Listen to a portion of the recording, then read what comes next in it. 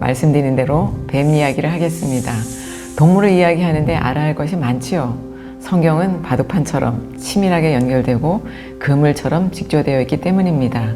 그래서 말씀을 하나를 깨달으면 관련이 없어 보이는 것과도 연결이 되며 더 확장되는 것을 알게 됩니다. 이럴 때가 참으로 기쁘고 감사하지요. 그래서 바울도 이런 고백을 한 것 같습니다. 깊도다. 하나님의 지혜와 풍성함이여 그의 판단은 헤아리지 못할 것이며 그의 길은 찾지 못할 것이로다. 물론 저의 수준과는 비교할 수 없습니다만 말씀을 빌어 저도 고백해 봅니다. 다시 뱀 이야기로 돌아가서 예수님의 말씀 중에 나오는 뱀을 보겠습니다. 보라, 내가 너희를 보냄이 양을 이리 가운데 보낸과 같도다. 그러므로 너희는 뱀같이 지혜롭고 비둘기같이 순결하라. 아시는 대로 이 말씀은 제자들이 복음을 전하려 떠날 때 하신 말씀입니다.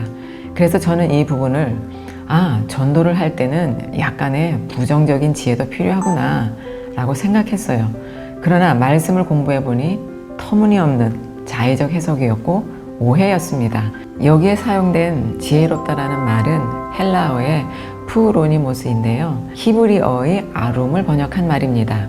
이 아룸은 창세기 3장 1절에 간교라고 번역됐지만 이 말의 용례를 보면 잠언의 여러 곳에서 슬기로운 자로 사용되고 있습니다.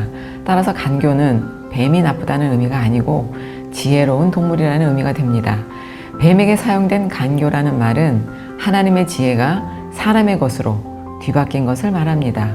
아담 부부가 그 사례입니다. 뱀의 미혹으로 선악지식나무를 먹은 그들은 자신이 벗은 것을 보고 스스로 옷을 만들어 입은 사람의 지혜인 겁니다. 정리를 해보면 예수님께서 제자들에게 지혜로우라고 하신 것은 사람의 지혜로 하지 말라는 말씀이 됩니다. 따라서 뱀처럼 지혜롭게 하는 방법은 먼저 아버지의 말씀을 받아서 그대로 가지고 오신 예수님과 같은 방법으로 하는 것입니다. 그분은 우리의 본이 되시기 때문이죠. 요한 사도의 말씀이 이것을 말해주는데요. 요한복음 5장 19절입니다. 그러므로 예수께서 그들에게 이르시되 내가 진실로 진실로 너희에게 이르노니 아들이 아버지께서 하시는 일을 보지 않고는 아무도 스스로 할 수 없나니 아버지께서 행하시는 그것을 아들도 그와 같이 행하느니라. 예수님께서는 아버지께서 주신 지혜인 말씀을 받아 그 뱀으로 이 땅에 그 도를 전하러 오신 것이지요. 그리고 떠나는 제자들에게 이 지혜를 말씀하신 것이고 너희도 나와 같이 하라는 조용한 가르침이십니다. 또 비둘기같이 순결하라는 말은 원어를 보면 섞이지 말라는 의미인데요. 이는 말씀을 다른 것과 섞지 말라는 의미가 되겠습니다. 누룩을 넣지 말라는 것입니다. 다시 말하면 사람의 것과 혼합하지 말라는 말씀이지요. 당시 유대교의 가르침인 율법의 행위로 하지 말라는 말씀입니다. 왜요? 그들의 열심은 말씀의 외형만을 따라 짐승의 피만 흘리고 마음은 없이 마당만 밟는 외식이기 때문입니다. 말씀의 본질을 모르므로 하나님과 관계가 없는 그들만의 제사가 되어버렸기 때문입니다. 하나님께서는 이사야를 통해서 그런 제사는 견디지 못하겠다고 하십니다. 너희가 내 앞에 보이러 오니 이것을 누가 너희에게 요구하였느냐? 내 마당만 밟을 뿐이니라. 헛된 재물을 다시 가져오지 말라. 분향은 내가 가증히 여기는 바요 월삭과 안식일과 대회로 모이는 것도 그러하니 성회와 아울러 악을 행하는 것을 내가 견디지 못하겠노라. 마태복음에는 이것을 주여 주여 하는 자들이라고 지적하시고 그들을 불법을 행하는 자들이라고 모른다고 하십니다. 마태복음 7장인데요. 좀 길지만 읽어보겠습니다. 나더러 주여 주여 하는 자마다 다 천국에 갈 것이 아니요 다만 하늘에 계신 내 아버지의 뜻대로 행하는 자라야 들어가리라. 그날에 많은 사람이 나더러 이르되 주여 주여 우리가 주의 이름으로 선지자 노릇하며 주의 이름으로 귀신을 쫓아내며 주의 이름으로 많은 권능을 행하지 아니하였나이까 하리니 그때 내가 그들에게 밝히 말하되 내가 너희를 도무지 알지 못하니 불법을 행하는 자들아 내게서 떠나가라 하리라. 이 말씀은 당시 성전 유대교에게 하시는 말씀이고 동시에 저에게 하시는 말씀이었습니다. 여기에 저의 종교 생활이 모두 들어있었지요. 그러나 처음에는 다른 사람들의 이야기인 줄 알았어요. 그래서 참으로 당당했었지요. 다른 말로 하면 교만의 극치, 교만의 최고봉이었습니다. 특히 불법이라는 말이 두려웠는데요. 부끄러운 이야기입니다만 저는 성경에서의 법을 사회법이라고만 이해했었습니다. 그래서 내가 필요한 법들은 잘 지켰기 때문에 더욱이 불법이라는 말은 나와 상관이 없다고 생각했었고요. 그런데 어느 날 내가 힘과 열심을 들여서 했던 섬김들이 하나님 앞에는 불법이 될 수 있다는 것을 처음으로 생각하게 됐습니다. 포도주에 물을 타면 육안으로는 잘 모르지만 맛과 내용이 달라진 것과 같은 이치로 저는 스스로 속고 있었음을 알게 됐습니다. 그래서 불법의 반대인 하나님의 법, 즉 말씀을 탐구하기 시작한 것입니다. 이때 성령님께서 저의 선생님으로 찾아주셨고요. 그때부터 내 안에 있는 사람의 가르침들과 내가 선하다고 여기며 추구했던 것들을 하나씩 버릴 수 있었습니다. 주의 날의 그 시작인 것이지요. 비둘기도 나오는데 비둘기에도 적지 않은 의미들이 있습니다. 그건 다음에 말씀드릴 수 있을 것 같습니다. 다음에 말씀에도 뱀이 나오는데요. 성경의 이중구조를 잘 말해주고 있습니다. 마태복음입니다. 너희 중에 누가 아들이 떡을 달라 하는데 돌을 주며 생선을 달라 하는데 뱀을 줄 사람이 있겠느냐? 너희가 악한 자라도 좋은 것으로 자식들에게 줄 줄 알거든. 하물며 하늘에 계신 너희 아버지께서 구하는 자에게 좋은 것으로 주지 않겠느냐. 이 말씀이 저는 인간의 사랑, 인간의 자식 사랑인 줄만 알고 고개를 끄덕였었죠. 여기에 언급된 떡과 생선은 오병이어로 이해할 수 있습니다. 내가 곧 생명의 떡이라고 하신 것처럼 육의 양식임과 동시에 영의 양식인 예수님의 말씀을 의미하지요. 또 떡의 대꾸인 돌의 히브리어는 에벤입니다.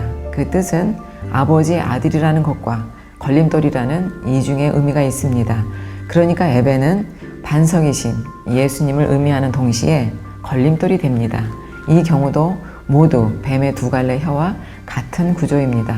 그러면 걸림돌을 사도들은 어떻게 깨닫고 기록했는지 봐야 합니다. 제자들은 예수님이 말씀이 어렵다고 합니다.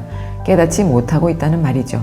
그러자 예수님께서는 너희에게 걸림이 되느냐라고 물으십니다. 진리의 말씀은 깨닫지 못하면 어려운 것이 되는 것이고 걸려 넘어지는 거치는 돌이 되는 것입니다. 또 계시록의 가르침도 보겠습니다. 버가모 교회를 책망하시면서 책망의 이유를 말씀하시는데요. 그러나 네게 두어 가지 책망할 것이 있나니 거기 네게 발람의 교훈을 지키는 자들이 있도다. 발람이 발락을 가르쳐 이스라엘 자손 앞에 걸림돌을 놓아 우상의 제물을 먹게 하였고 또 행음하게 하였느니라. 발람의 교훈은 무엇일까요? 발람의 교훈은 왜 걸려 넘어지는 걸림돌이 되는 걸까요? 간단히 말하면 발람의 교훈은 사람의 안목으로 가르치는 것입니다. 사람의 추구이고 사람의 만족을 위한 스스로의 교훈입니다. 이것은 당시 성전 유대교의 가르침인 율법의 행위인 것이지요. 그러면 어떻게 해야 하나요? 사도 요한이 이어서 말합니다. 살리는 것은 영이니 육은 무익하니라. 내가 너희에게 이른 말은 영이요 생명이니라. 이 말씀을 성령님의 기름 부으심으로 깨닫는 것이 아들의 음성을 듣는 것입니다. 이때 발람의 소리를 듣지 않을 수 있고요. 이런 말씀을 깨달을 때 살아나는 것입니다. 이것이 권능의 말씀인 것이지요. 또 하나 오해가 되었던 단어가 있는데요. 그것은 행음이라는 말입니다. 앞선 영상에서 다뤘지만 동서복음을 막론하고 있었던 인간의 사건이고 있어서는 안 된 일입니다. 그러나 성경에서의 그 의미는 발람의 가르침을 받고 따르는 것이 음행입니다. 이것을 사도 바울은 다른 영, 다른 복음을 용납하고 받아들인 것이라고 목소리를 높입니다. 다른 남편을 찾아간 것이지요. 처음 사랑, 즉 최고의 사랑을 버린 것이라고 하십니다. 여기에 처음 사랑도 우리는 예수님을 인격적으로 만났을 때라고 이해하고 있지만 그렇게 읽는 것이 문자로 읽는 것이고 수건에 덮인 상태입니다. 이 말씀의 의미는 하나님의 사랑, 즉 최고의 사랑입니다. 그래서 하나님께서는 이스라엘을 음행했다고 하시며 처음 사랑인 남편에게 돌아오라고 하시는 것입니다. 이것의 비유가 되는 말씀이 호세아서이지요. 또 좋은 것을 주시겠다는 말씀은 무엇일까요? 우리는 이 말씀을 가지고도 헛된 꿈을 많이 꾸었었죠. 우리가 원하는 것을 주실 것이라고 굳게 믿었었고 믿어지지 않을 때마다 목청을 높이며 미슈미다를 연발했었습니다. 미슈미다.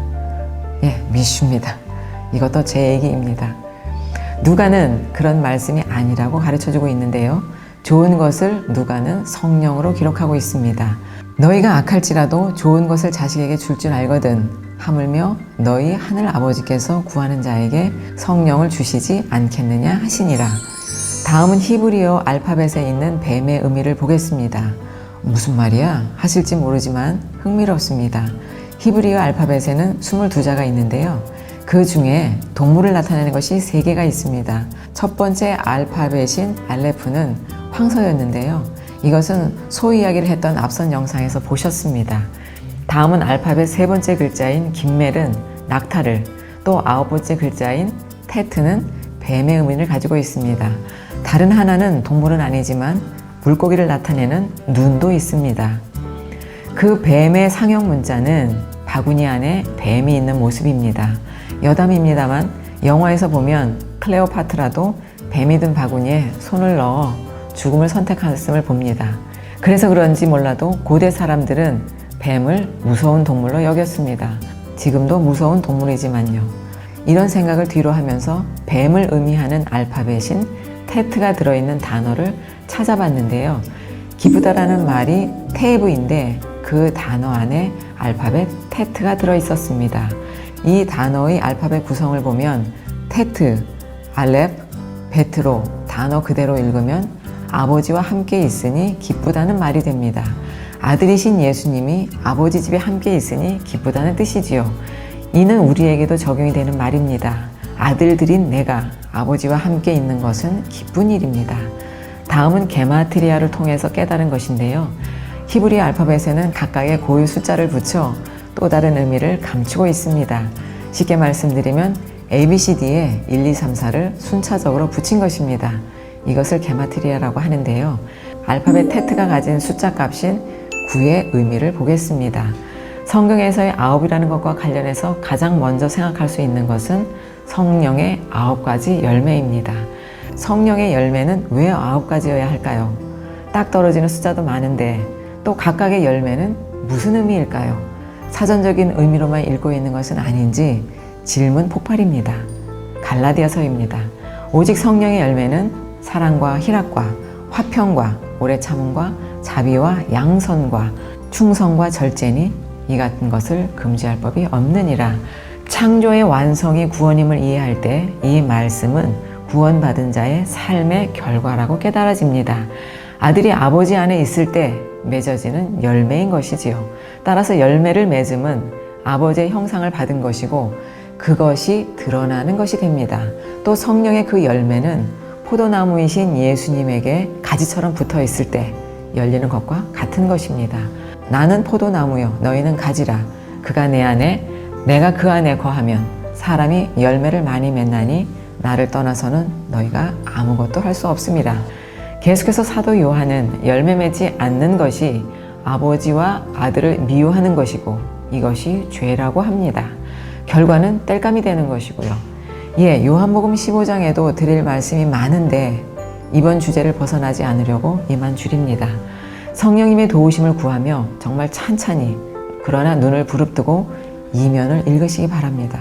읽고 깨닫는 것이 아들의 음성을 듣는 것이기 때문입니다. 사도 바울은 성령의 열매가 하나님의 뜻대로 사람에게 나누어 주려는 것이라고 설명합니다. 그렇지요. 열매는 철저히 주기 위한 것이니까요. 말씀을 맺겠습니다.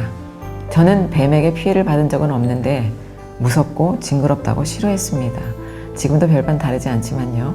또 뱀이 나오는 꿈이라도 꾸면 하루 종일 묵직한 두려움 속에 있곤 했었지요. 그러나 그 뱀에게서 큰 진리를 깨닫습니다.